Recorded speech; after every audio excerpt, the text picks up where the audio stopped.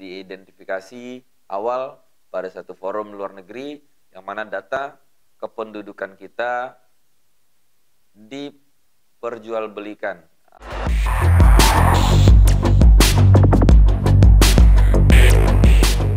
Hai, halo teman-teman, penonton setia YouTube channel Irfan Anda. Apa kabar? Kembali lagi dengan saya Irfan. Kali ini masih dalam tema yang sama, tentang keamanan data pribadi yang baru-baru hangat pada belakangan ini. Kita tahu baru-baru ini juga menjadi sesuatu yang banyak diperbincangkan di tanah air maupun mancanegara tentang kebocoran data penduduk Indonesia yang tersebar pada salah satu forum, atau mungkin sudah banyak forum yang disebarkan, tapi diidentifikasi awal pada satu forum luar negeri yang mana data kependudukan kita diperjualbelikan atau dibocorkan di salah satu forum, kemudian dibuatlah lapak di sana untuk diperjualbelikan. Nah, kemudian saya beberapa waktu yang lalu juga bersama teman-teman dari ATIOS, Asosiasi Teknologi Informasi dan Open Source, juga banyak melakukan sosialisasi ataupun literasi digital tentang keamanan informasi. Dalam waktu dekat kemarin, beberapa hari yang lalu, kita juga mengadakan webinar Cyber Security tentang perlindungan data pribadi. Nah, kali ini menyambung kelanjutan tentang perlindungan data pribadi tersebut. Kali ini di YouTube channel saya Irfan Anda, saya akan membahas tulisan yang telah saya terbitkan itu di website resmi ATIOS, yaitu atios.id, yang mana judul artikel tersebut adalah apa yang harus dilakukan jika menjadi korban kebocoran data pribadi. Nah, tulisan ini saya terbitkan pada 31 Mei 2021. Nah, saya akan mungkin membahasnya pada video kali ini. Di sini saya menulis tentang poin-poinnya. Yang pertama, apa itu yang dimaksud dengan data breach atau pelanggaran kebocoran data. Kemudian yang berikutnya, apa itu data pribadi. Kemudian selanjutnya, apa bahaya penyalahgunaan pelanggaran data pribadi tersebut. Kemudian nanti kita akan terangkan juga bagaimana kita bisa tahu bahwa data pribadi kita sudah bocor. Yang terakhir, apa sih yang harus kita lakukan baik individu ataupun organisasi jika kita menjadi korban dari data breach atau kebocoran data tersebut. Nah, baiklah, yang pertama, apa sih yang dimaksud dengan kebocoran data atau data breach? Nah, data breach atau juga disebut dengan pelanggaran data pribadi adalah ketika data pribadi yang dilindungi secara tidak sengaja atau sengaja dihancurkan, hilang, diubah, diungkapkan, atau diakses tanpa izin. Biasanya sebagai akibat dari insiden dari keamanan cyber. Nah, data breach itu adalah yang dijelaskan tadi, sederhananya pelanggaran kebocoran data, baik itu data itu diambil, disebarkan, ataupun diubah, baik sengaja maupun tidak sengaja. Nah, pembobolan data pribadi itu paling sering kita dengar adalah di mana pihak ketiga yang tidak sah, katakanlah itu peretas, memperoleh akses. Kemudian dia yang melakukan pelanggaran data pribadi tersebut, menyebarkan atau menjualbelikan atau memanfaatkan data pribadi tersebut dengan tanpa izin si pemilik data pribadi. Nah, kemudian apa sih data pribadi yang dimaksud dengan data pribadi tersebut?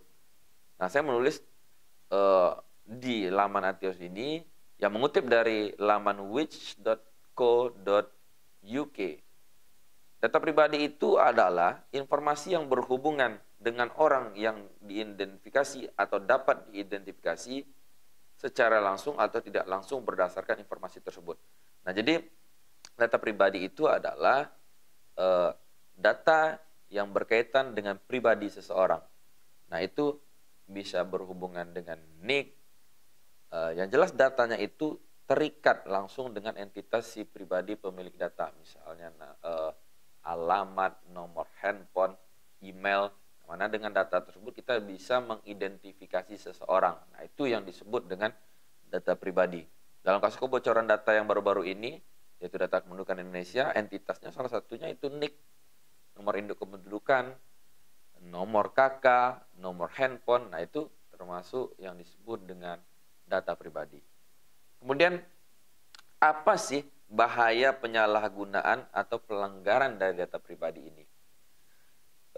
Dalam banyak kasus, pelanggaran data tidak bisa hanya ditanggulangi dengan beberapa perubahan kata sandi. Efek kebocoran data dapat menjadi berdampak panjang, mulai dari ekonomi, politik, hingga reputasi. Nah, jadi dampak kebocoran data pribadi tersebut dapat disalahgunakan atau dapat dieksploitasi lebih jauh untuk kepentingan ekonomi, politik, bahkan sampai kepentingan keamanan atau militer. Nah, kemudian salah satu kita ambil contoh nih, bagi pemerintahan apa sih bahayanya? Contoh untuk organisasi pemerintah, data yang dibobol tersebut dapat diungkapkan berarti informasi yang sangat rahasia kepada pihak asing. Misalnya untuk informasi operasi militer, kesepakatan politik, atau perincian tentang infrastruktur nasional yang penting dapat menjadi ancaman besar bagi pemerintah dan warganya. Nah, itu bahaya bagi sektor pemerintahan contohnya. Kemudian bagi individu, pencurian data pribadi itu mungkin teman-teman pernah, kalau teman-teman misalnya nomor handphonenya bocor nih, misalnya nomor handphone saja bocor, disebarkan misalnya, tentu pernah menerima kayak penawaran-penawaran, kemudian katakanlah penawaran dana, kemudian ada juga modusnya penipuan berdasarkan hadiah katanya, undian. Nah, itu kan membuat kita tidak nyaman. Nah, bagaimana kalau data pribadi itu NIK kita dengan kakak kita misalnya bocor. Nah, itu saja dengan modal itu kita mungkin bisa disalahgunakan orang data kita tersebut untuk meregistrasi kartu SIM misalnya. Nah, kartu SIM atau kartu handphone itu kan verifikasi atau aktivasinya melalui NIK dan nomor KK saja sudah bisa. Nah, bisa saja seorang yang tidak bertanggung jawab untuk melakukan kejahatan, dia menyamar sebagai diri kita menggunakan NIK dan KK kita untuk meregistrasi nomor telepon atau nomor kartu SIM. Nah, dia bisa menggunakan data kita tersebut. Nah, bagaimana kalau seandainya password kita yang bocor, nomor alamat email dan juga berikut passwordnya. Nah, itu kan bisa disalahgunakan orang untuk mencoba-coba masuk ke akun-akun pribadi kita yang lain. Contoh, sebuah aplikasi layanan kita mencantumkan password dan email kita, kemudian database-nya bocor, data pribadi kita itu bocor, tersebar di internet. Kemudian orang yang jahat atau penjahatnya, atau kan katakan cyberkriminal, dia mencoba dengan alamat email dan password kita tadi masuk ke akun Facebook kita, ke akun Instagram kita misalnya, atau akun Twitter kita. Tentu kalau jika memang passwordnya sama, dia bisa masuk ke semua aplikasi yang memakai email dan password yang sama tersebut. Nah, itu salah satu contohnya. Kemudian, bagaimana sih kita tahu bahwa data pribadi kita itu telah bocor? Salah satu layanan di internet yang populer ada situs haveibeenpwned.com. Nah, itu bisa teman-teman akses melalui Google, bisa teman-teman ketik di Google misalnya dengan keyword data breach checker gitu. Teman-teman bisa lihat situs-situs yang menyediakan rangkaian database yang mana dia merangkum aktivitas atau peristiwa-peristiwa kebocoran data. Jadi teman-teman biasanya di situ disediakan kolom pengecekan, yaitu kolom email misalnya. Jadi kalau teman-teman masukkan email teman-teman, bisa kelihatan nanti apakah email tersebut sudah menjadi korban data breach atau belum. Nanti kelihatan nanti. Misalnya pada kebocoran data pada Tokopedia misalnya pada tahun yang lalu, itu bisa kita cek apakah akun email kita terafiliasi ke Tokopedia tersebut pernah dibocorkan atau termasuk data yang bocor atau tidak, dia bisa memberitahu. Masukkan saja emailnya, kemudian dia bisa lihat apakah email ini pernah menjadi korban kebocoran data atau tidak. Kemudian yang paling penting terakhir, apa yang harus kita lakukan secara individu jika menjadi korban dari kebocoran data pribadi tersebut. Nah, yang pertama tentu kalau kita menjadi korban kebocoran data pribadi, hal yang pertama kita lakukan adalah mengadu kepada organisasi atau platform tempat bocornya data pribadi kita. Misalnya kita punya sebuah aplikasi. Nah, aplikasi ini diberitakan atau juru bicaranya atau yang berwenang pada aplikasi ini mengumumkan bahwa telah terjadi kebocoran data pribadi atau kebocoran data pada aplikasinya.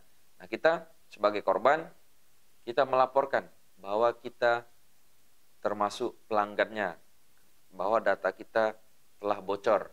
Nah, itu kalau kita tahu dari pengumuman resmi. Tapi kalau kita melihat, misalnya di forum, katakanlah forum-forum jual beli data tersebut, kita lihat, wah, data kita ini bocor pada situs ini atau pada aplikasi ini. Kita laporkan langsung kepada organisasi atau provider penyedia aplikasi atau layanan tempat kita mempercayakan data kita tadi.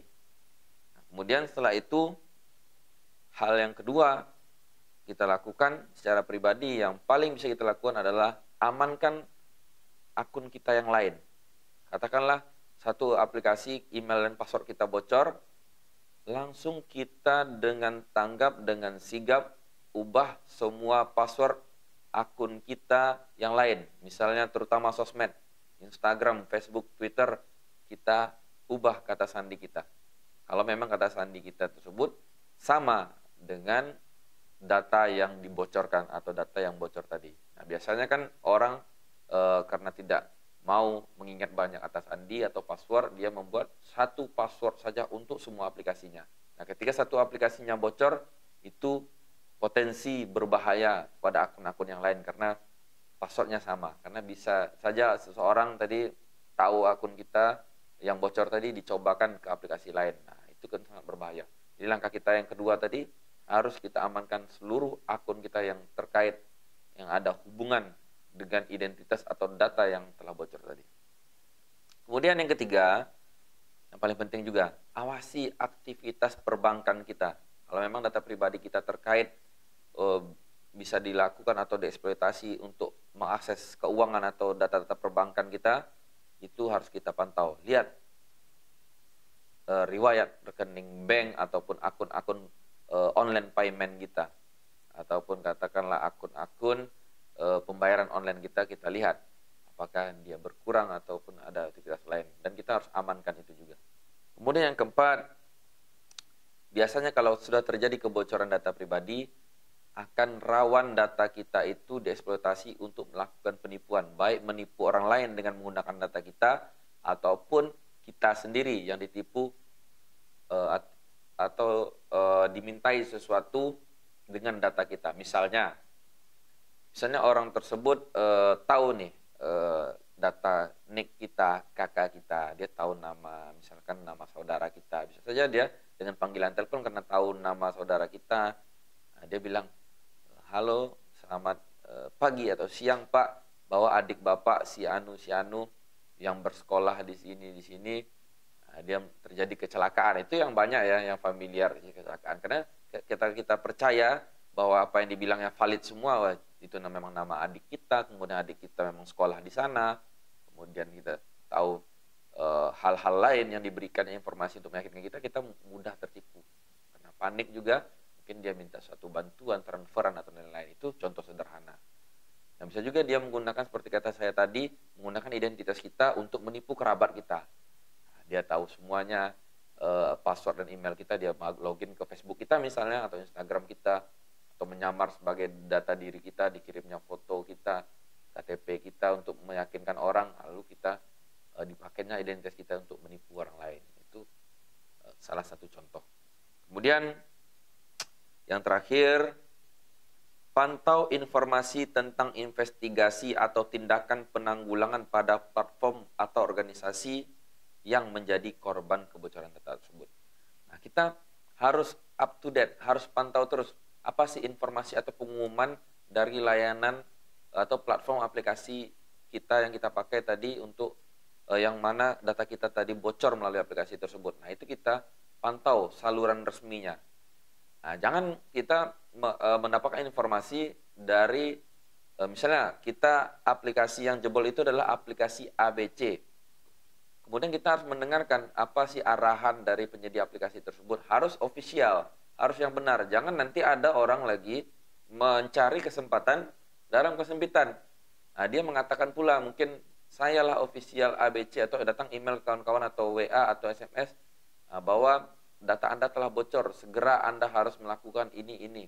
Diarahkannya nanti teman-teman entah bisa nanti melakukan transferan uang untuk recovery akun atau pendaftaran ulang, yang mana sebenarnya mereka itu bukan official, bukan resmi dari aplikasi tersebut. Jadi teman-teman harus pantau berita resmi, rilis resmi, pengumuman resmi dari si penyedia atau organisasi provider dari penyedia aplikasi yang telah terjadi kebocoran data tersebut.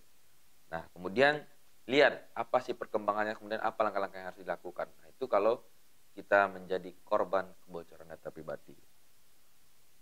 Nah, demikian mungkin tulisan sederhana saya di website ATIOS, Asosiasi Teknologi Informasi dan Open Source. Mungkin ke depan kita akan bahas lagi tentang kebocoran data ini lebih jauh, lebih banyak lagi, lebih teknis lagi. Demikian pada kali ini, terima kasih teman-teman yang sudah menyaksikan. Jangan lupa jika bermanfaat, bagikan video ini, like, kemudian jangan lupa subscribe supaya teman-teman dapat update terbaru dari channel Irfananda. Terima kasih.